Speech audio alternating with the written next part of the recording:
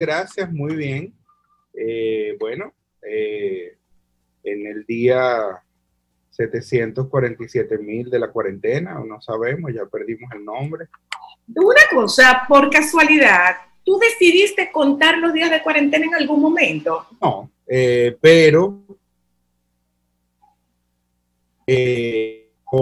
como debido a que estoy al frente de una institución que está cerrada, entonces tenemos una serie de conteos administrativos. Claro. O sea, por ejemplo, ya tenemos 3 meses pagando renta sin producir, pagando nómina.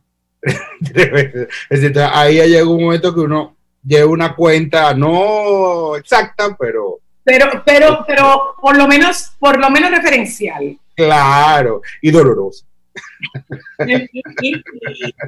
César, nosotros queremos hablar un poco dentro de los tantos temas que tenemos para compartir contigo. Hoy nosotros queremos hablar de miedo. Sí. Queremos hablar de miedo. Miedo frente a esto que estamos viviendo y miedo a la reintegración, miedo a las pérdidas, miedo a reajustarnos. O sea, como que de repente el miedo está siendo una constante, ¿cierto? Cierto. Empezamos por definir miedo, César. Y de alguna manera es un miedo colectivo, porque no es solamente un miedo a nivel individual, es también un miedo a nivel familiar, con lo que hace que esto se torne en una sensación totalmente colectiva. Sí, sí. Bueno, yo diría que hay una especie de epidemia paralela, ¿verdad? Caracterizada por, más que el miedo, es como la ansiedad.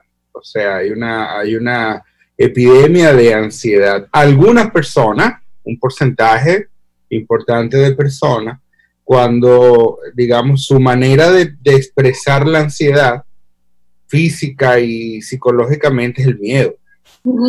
Otras personas expresan la ansiedad más bien como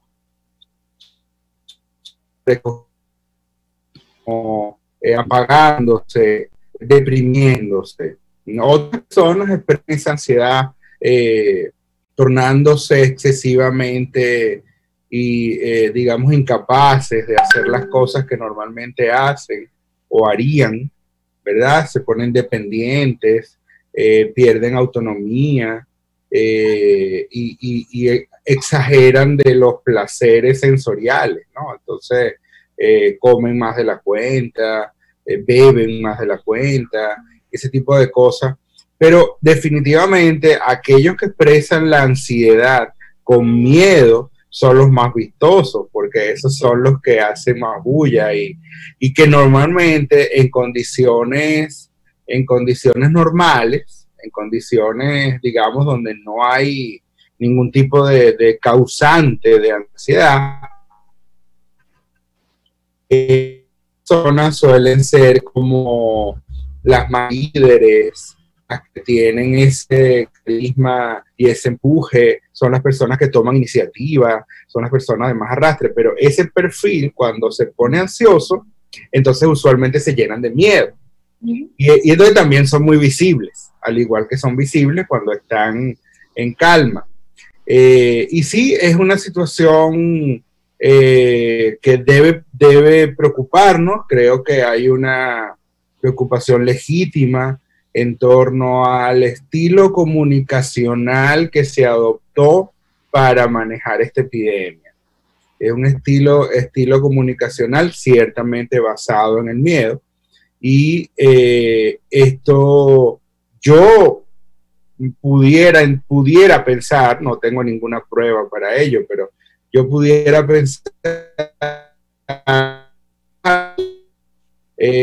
quienes decidieron eso pudiesen estar arrepentidos, porque quizás no imaginaron el nivel de desarticulación que esto iba a producir.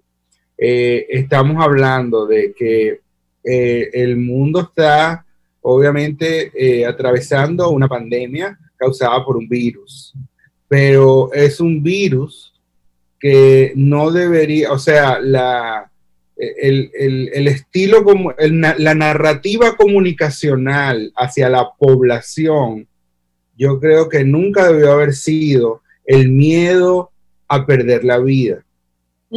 Porque ese no es el escenario. El escenario no es ese. El escenario es, de hecho, estamos hablando de un virus de baja letalidad. Cierto. ¿No? O sea, perder la vida por cosas que yo le decía el otro día a alguien que me preguntaba que bueno, porque va a reintegrarse a trabajar el lunes y tiene miedo porque en el pasado había sufrido de algún evento respiratorio, una complicación, una neumonía o algo así.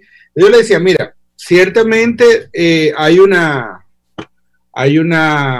vulnerabilidad en las personas que tienen complicaciones respiratorias, porque este es un virus que complica el sistema respiratorio.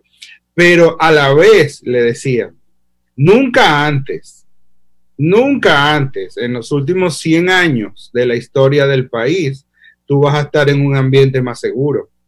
Porque nunca antes, en la historia de los últimos 100 años, la gente se lavaba tanto las manos, usaba mascarilla, desinfectaban las calles, desinfectaban los zapatos, y tú estabas expuesta a todo eso el año pasado. Ahora, a partir del lunes, tú vas a estar en las condiciones más higiénicas que ha habido en la historia del país en los últimos 100 años. Entonces te decía, yo creo que el estilo comunicacional, la narrativa comunicacional, debió haber estado centrada en el peligro de que nos infectemos, porque si nos infectamos, vamos a demandar servicios médicos que no están preparados para ello. Pero la narrativa se centró en el miedo a morir, en cuidar la vida y todo esto. Entonces la gente tiene miedo de que se infecte y se muera, ¿no? Y realmente, como decía, la mortalidad de este virus es sumamente baja en comparación con otras situaciones que estamos. Entonces, yo decía, cuando uno busca los datos de luto, en la República Dominicana se mueren 172 personas por día de muchas cosas, y tenemos casi 3 meses y medio y se han muerto menos de 400 personas de COVID. O sea, lo que se muere en 3 días en el país de otras cosas. Esto, César, y es que el miedo es, bueno, hay 2 posibilidades. Tú tienes un miedo que te ayuda, que te protege, que te pone en alerta, o tú tienes un miedo que se patologiza y se convierte en pánico. Yo creo que nosotros estamos muy cerca del pánico. Bueno, ciertamente, hay un nivel de regulación, digamos, el miedo genera condiciones normales, el miedo genera 2 tipos de reacción: huida o enfrentamiento, o sea, lucha o escape. Ese es el nivel, vamos a decir, fisiológico, normal. En esas condiciones, uno se llena de miedo y tiene respuestas, ¿verdad? Digamos, de supervivencia. Sí, que pudieran llegar a ser síntomas, ¿verdad? ¿Por qué se vuelven síntomas? Porque esas respuestas de supervivencia están diseñadas para enfrentar un miedo de verdad. Claro. Cuando uno enfrenta un miedo que no es a algo, sino es a lo que yo creo que me pudiera pasar, entonces se pueden convertir en síntomas. ¿Y qué síntomas? Dolores de cabeza, mareo, resequedad en la boca, dolores del cuello, dolores de la espalda, musculares, ¿no? Dolores del pecho, dolores de estómago, diarrea, reflujo, aumento de la frecuencia urinaria, sudoración en las manos, sudoración en la planta de los pies, que se me ponen frías las manos, que aprieta los dientes, que siento un pitico en el oído, que se me pone la vista borrosa, que se me sale el cabello. Todo eso y muchas otras cosas tienen que ver con la respuesta de miedo frente a algo que no está ocurriendo, sino frente a algo que yo he creído que pudiera ocurrir. Ahora bien. Una cosa, César, mira, lo estoy viendo con cierta frecuencia, lo estoy viendo con cierta regularidad tanto en el grupo de UNIBE, en donde estamos prestando servicio voluntario, un grupo de psicoterapeutas egresados de UNIBE, y en mi propia consulta privada, y es la etiqueta de ataques de pánico. Y de alguna manera yo tengo que serle fiel a ese diagnóstico o a esa etiqueta. Sí, ¿cómo no? Estoy teniendo ataques de pánico, y cuando tú preguntas qué es un ataque de pánico, te comienzan a decir, yo llamé. Si llamaste, tú no tienes ataque de pánico. No tienes ataque de pánico, exacto. Si llamaste, no tienes ataque de pánico. Efectivamente. Pero bueno, ese es un término que, el ataque de pánico es un término que tiene una acepción popular. Exacto. Que hay que, como muy bien dices tú, hay que respetarla, porque es un código de comunicación. Es como cuando las personas dicen, fulano es bipolar. Esa es una acepción popular. Sí. Que en el pasado también ocurrió. Por ejemplo, hay acepciones populares como fulano es histérico, ¿no? Entonces eso todo el mundo sabe a qué se refiere, pero eso no tiene nada que ver con lo que significa en términos clínicos, ¿no? Fulano está frustrado. Esos son términos que tienen acepciones populares, acepciones en el pueblo que uno las entiende y todo el mundo las entiende, pero clínicamente son otra cosa. Así mismo pasa con el ataque de pánico. Usualmente la gente se refiere al ataque de pánico para decir que está muy nervioso. Exacto. Está muy ansioso. Y eso lo identifica como un ataque de pánico. Pero tú sabes dónde está el problema, César. En que cuando yo voy a Google, que es uno de nuestros grandes enemigos para estos casos, yo comienzo a actuar el ataque de pánico. Sí, pero nuevamente. Perdón. Sí, muy simple. O sea, yo tengo un ataque de pánico, yo voy a buscar lo que es ataque de pánico y de alguna manera comienzo a actuar en una lealtad a eso que me está diciendo Google que yo tengo.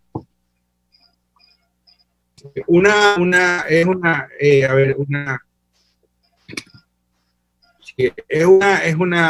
más que una lealtad, es una sintonía. O sea, tiene que haber una sintonía cognitiva, que es lo contrario de una disonancia cognitiva. Claro. Entonces, las sintonías implica que uno armoniza las cosas. Entonces, si yo debo sentir esto y no lo estoy sintiendo todavía, entonces lo voy a sentir para que las cosas cuadren. Exacto. Y eso pasa, por supuesto, pero también pasa en un perfil de personas, no en todo el mundo, ¿no? Entonces, ese es el perfil del sujeto sobresaltado, que es el sujeto que hace estas efervescencias y que hace estos niveles de hiperactivación ante las noticias. De todas maneras, César, aquí lo que hace falta es que entendamos, que asumamos que es completamente natural que nosotros tengamos miedo. Que eso es humano y se espera que haya una reacción de miedo. Totalmente. Y como tú bien dices, ese miedo puede tener una manifestación de hiperactivación o puede tener una manifestación de hipoactivación. Sí, es normal que un grupo de personas expresen su ansiedad con miedo. ¿Ok? Hay personas que uno no las ve asustadas, pero están ansiosas. Lo que pasa es que su ansiedad se manifiesta con tristeza, con desamparo, con dependencia. ¿Ves? Pero eso significa que están muy ansiosas también. Pero hay un porcentaje de la población que esa ansiedad la expresa con sobresalto, con hiperactivación, con esa angustia visible, digámoslo así. Ahora, Ahora, yo sí quisiera decir, para ese grupo de personas, perdón, decía, para ese grupo de personas que son así sobresaltados, para ese grupo de personas que reaccionan con miedo, sí, es natural, es normal, pero siempre y cuando su sistema lo pueda autorregular. La autorregulación es muy importante. Si usted ve que usted se siente así, pero usted lo puede regular, vamos bien, pero el problema es cuando eso se pasa de una raya. Y cuando se pasa de esa raya, el sistema ya no lo puede regular. Entonces usted ya se enfermó. ¿Y de qué se enfermó? Una persona que sufre de miedo se enferma entonces de, efectivamente, ataques de pánico, trastornos por ansiedad, y algo que no es menos común en personas que sufren de miedo es el delirio. Entonces comienzan a ver cosas, a pensar cosas, a creer en cosas. Confabular. Es correcto, confabular. Ahí en ese sentido, César. Adelante, Ámbar. Que últimamente no, como que en este tema de la pandemia ha sido muy común el coleccionar y acumular teorías conspirativas. Entonces, el que tiene esos comportamientos va a terminar con un nivel de ansiedad muy alto porque hay muchas teorías conspirativas que si tú no tienes base, tú la vas a creer toda y vas a empezar a ver donde no hay. Correcto, comienzas a concluir. Bueno, digamos que cuando las personas están ansiosas, normalmente por el efecto neurohormonal de la ansiedad, se bloquea el pensamiento lógico. Entonces, ese pensamiento lógico bloqueado da permiso y da posibilidad a un pensamiento muy distorsionante. Y en ese sentido, uno de los mecanismos más distorsionantes es el que llamamos de abstracción selectiva, donde la gente saca una conclusión a partir de un detalle y la convierte en una verdad sin que haya ninguna evidencia. Y se convence de ella. Y se convence aunque haya evidencia en contra. Exacto. Aunque no haya evidencia. Y entonces, eso solo ocurre cuando la persona está muy ansiosa. Esa teoría conspirativa se la hubieran leído en octubre y la persona dice, es un disparate. Pero, bajo miedo, la cree.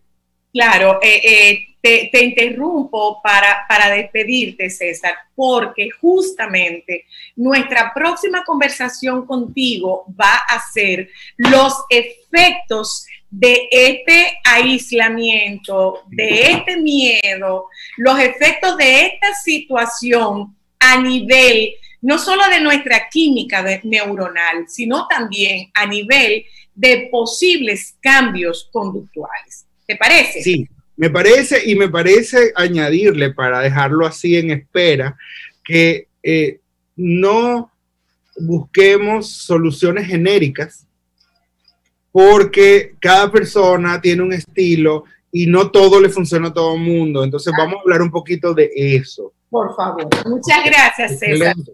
Un abrazo para ti. Un abrazo. Hasta luego, hasta la próxima. Con César Castellano nos vamos un momento a publicidad.